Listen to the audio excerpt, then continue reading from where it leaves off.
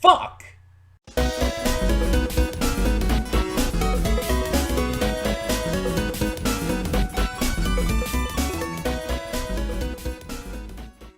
Hey everyone, welcome to Princess of Gay. I'm your host Connie, and today we are here with my blind reaction to Critters 2. And if you did not see my reaction to the first Critters movie, that cold open probably confused the shit out of you.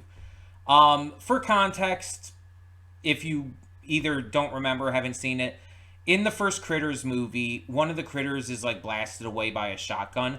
Another one who's just standing right there turns, looks, and then looks back and yells fuck in its own alien language, but still. Have to explain that because otherwise that is like so weird and random. Anyway, so back in August of last year, almost a year ago now, we reacted to the first Critters movie, and it was not at all what I expected it to be. I expected it to just be like kind of this Gremlins clone kind of thing, but instead it ends up like you have these things are aliens, which I think the Mogwai and all were too, or at least similar. But the critters are alien. They have another name. I don't remember what it was. And there's these space bounty hunters, these shape-shifting alien space bounty hunters who come after them. In the end, one of the dudes goes with them. And the kid is like given a communicator to get in contact with them. And there's the, you know, standard little thing at the end where it's like, oh, maybe there's more of them. It's like there's eggs and shit. It was crazy. It was a wild, crazy, silly movie. It was over the top in kind of a really fun way. I enjoyed it a lot more than I thought I would. It was definitely one hell of a wild ride. And so now we're here with Critters 2. And yeah, I don't know if this is going to be a direct follow-up to the first movie. I don't know if this is going to be its kind of own thing. Based on where the first movie ended, I almost feel like it has to be a direct follow-up. But maybe not. I don't know if the effects on the critters are going to be any better here. Or if they're going to just, like, purposefully remain as goofy and silly as they were. And I don't know plot-wise otherwise what it's going to be like. I hope it doesn't take too long at this point to like show the critters or whatnot, because it's like we already had the first movie. It's like you don't need to take the time to like showcase them, and you don't need to have them like hidden in the dark. It's the second movie of a series. You could just show them. So because okay, I was going to end that thought there, but I need to talk about this just briefly.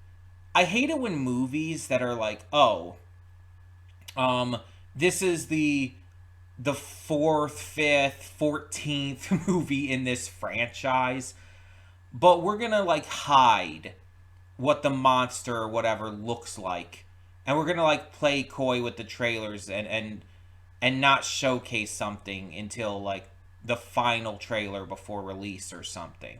I think Godzilla movies have done this pretty often, where it's like, oh, we're not going to actually show you what Godzilla looks like. It's like, why?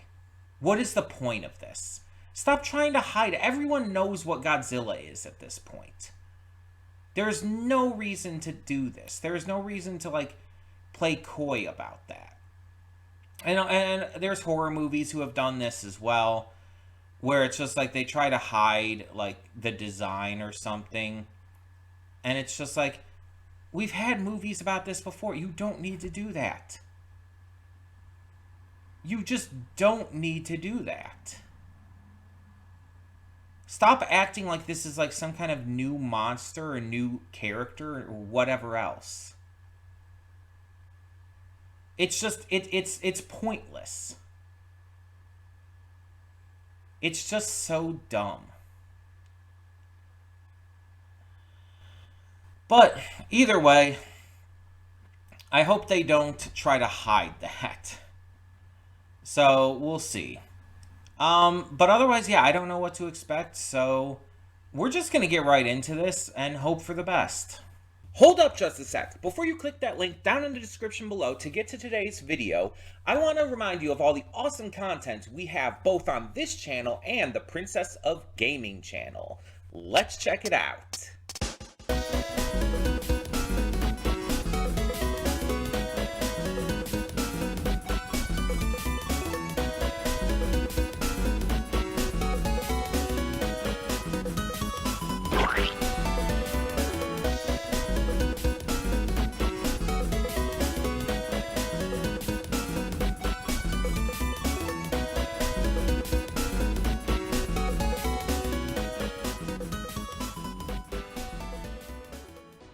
And we are back, and we'll begin with spoilers in 3, 2, 1, now. So yeah, this was pretty fun. Had a lot of the same tone and humor and ridiculousness as the first film. Got pretty gruesome at points, like surprisingly gruesome, and it continued the story in a mostly satisfying way. And I say mostly because I am a little upset at Lee's death. And not just because, I didn't want, Lee to die because hot lady or anything like that. Um, I feel it was not super well done. It felt like a plot device purely to like set up what was going to happen with Ugg and Charlie by the end, to have Charlie stay on Earth after, his heroic actions, and Ugg leaving to continue his job in memory of kind of both of them, having like gotten out of his depression and everything. Lee's death being like off screen for the most part as well is also like it kind of sucks. Um for a character who had been in both of these movies, it just feels like they could have done better with that. And honestly, when the leader, Critter,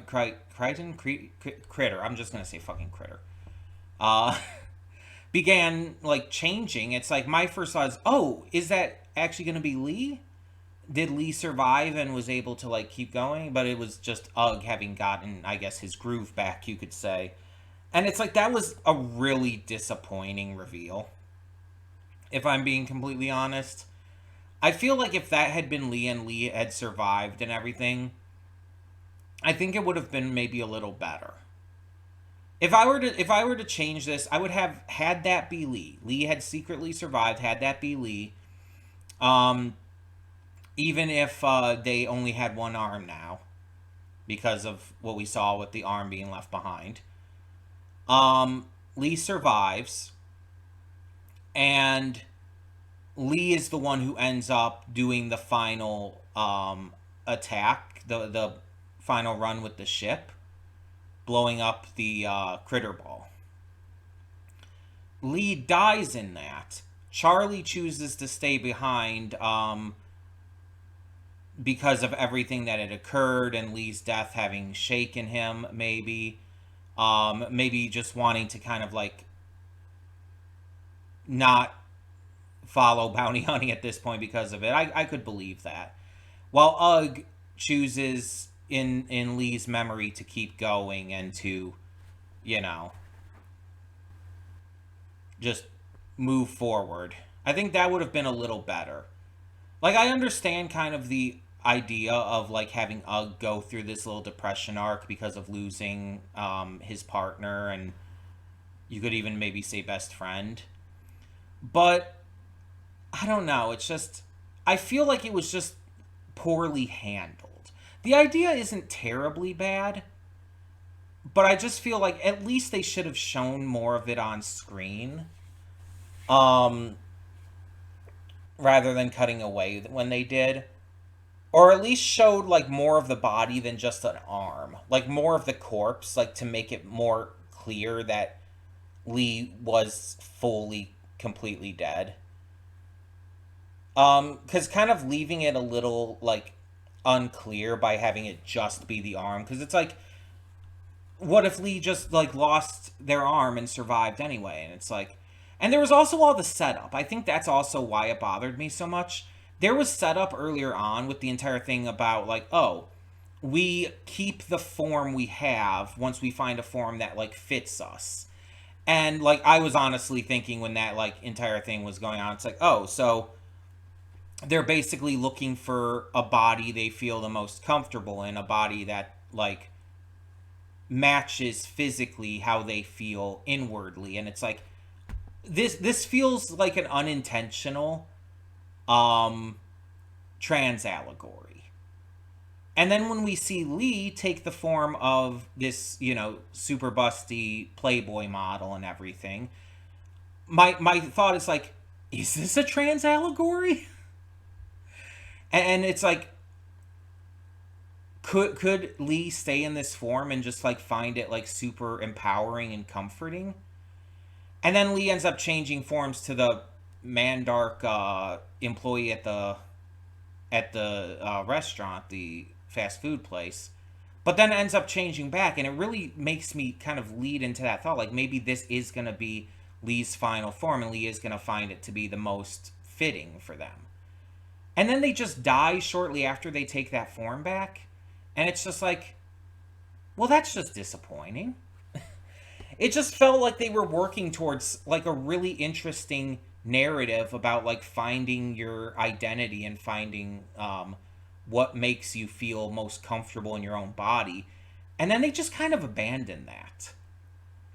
Like, I guess there's the idea that Ugg, in the end, even after it was revealed that Charlie survived, chose to stay in that form in honor of Charlie. Because with Charlie staying behind, it's like it was a way for him to always remember Charlie, I guess. But at the same time, it's just like, it's not quite the same. It feels almost like it was rewritten to me. Like they had like a better option, a better idea in play at first, and chose to change it. And even with Charlie's like being revealed to have survived that like so shortly after it happened, it's just like, I don't know. It feels like it was really weirdly handled. And I don't know if there was like a reason for that, if there were like rewrites or something that happened, but I don't know. That's my only real issue with the film. Like the rest of it, like I was fine with the comedy, the character work, like Brad like being known about for this entire story, but not being taken seriously by most people because it seemed like, oh, just spreading tall tales, and so he's kind of become like disillusioned with trying to tell the truth about it, and he's trying to like just not get people into that anymore. It's like this is all like really good, interesting stuff, and then they throw that one part in, and it just doesn't end in a satisfying way, in my opinion. um but if that's the only real issue I had with this, it's like it could be worse. It could absolutely be worse. It's not that big. It doesn't ruin the movie. So there's that. Um the line where it's like the one critter has like its hair on the top of its head blasted off. It looks in the reflection. It says "bitchin." 100% meant to be like the same kind of moment as in the first movie, where it's like shoot the one critter, the other critter looks back, looks forward, fuck. It's just a copy of that moment, and it still works. It's still great. It's a really funny moment. It's not as funny as the one from the first movie because that was so unexpected at that time. I saw it more coming here, so it didn't like surprise me as hard. Which it's still funny. It's just not quite on the same level as when it surprises you, when it catches you off guard. But yeah, still great. There's just a lot of really fun humor in it. The critter ball in general was so fucking stupid. It was absolutely wonderful. Like running over that guy and just like tearing like the entire back off of him like down to the bone. It's like that's so fucking stupid. But it's so fucking funny and good. It's like I love it. It's absolutely. I feel like that's what this series really has to offer. It's so fucking stupid that it's actually really fun because of it. And sometimes that's all it takes. Sometimes a movie or a show or a game can be a so bad it's good kind of situation. Even if it's not like poorly made, it's just like it's so dumb in concept alone. But it's like it's still well written, it's still well handled, and I thought this was. I thought like the actors did a good job. I thought the direction was good. I thought the effects were fun. The Kyoto brothers clearly had a fun time with it, just like in the first one. Yeah, I had no problem with any of that. I don't think it was a poorly made movie at all. It's just it was such a dumb, cheesy, over the top, ridiculous movie. But in a way to where it's meant to be like that. That's the joke. That's the point. It's like Killer Clowns from Outer Space. You don't watch that movie and think like, "Oh, this is high art." No, fuck that. That's not that goes against the entire enjoyment of Killer Clowns. Killer Clowns is so good because it's so dumb. It's so dumb it wraps around to being one of the most enjoyable experiences you'll have watching a movie, especially for the first time. And the Critters movies are kind of just like that. Even if they're not the best made movies, they don't need to be, and they're not trying to be. Just sit back and enjoy. Have fun with it. It's an absolute ridiculous shit show, and that's what makes it so good. Um, so yeah, I really enjoyed this. And I'm excited to see the rest. Like I think that this series is proving to be like really fun for me. I hopefully will get to the next one before too long. Like I said, I got to the first back in August of last year, so it's been quite a while. That's been like what 10 months, or no, that would have been 11 months. Like I said before, it's been almost a year, so it's been 11 months since I've seen the first one.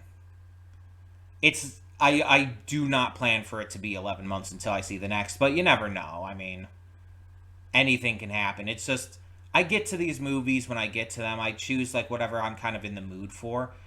I was definitely in the mood for this, and honestly, I think the reason is because I was having trouble getting food this week. I know that sounds really fucking weird, but honestly, also kind of fitting because of the food aspect to this film. But like, hear me out. I'm gonna like talk about a personal thing, I guess, real quick.